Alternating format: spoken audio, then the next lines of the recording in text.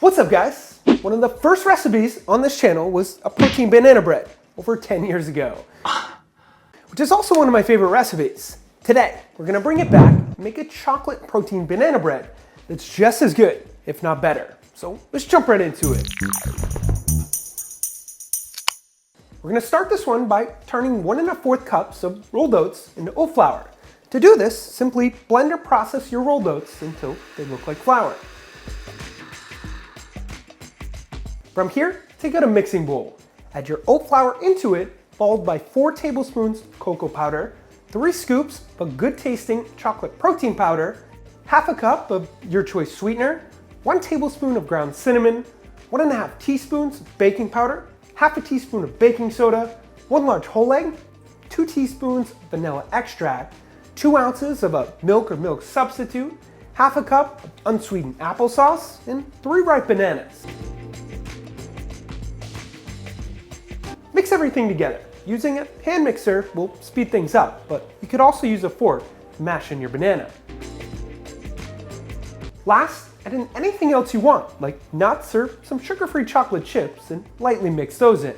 I'll put some of my other favorite mix-ins, along with metric conversions for every ingredient here, a website, which is always linked up here or below in the description. Take out a bread pan, line it with parchment paper or coat it with some non-stick cooking spray, and pour your mix in.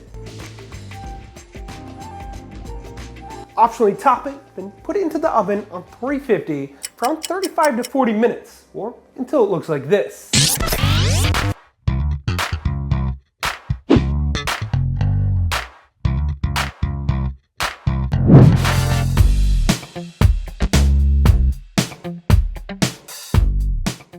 Couple tips for this one.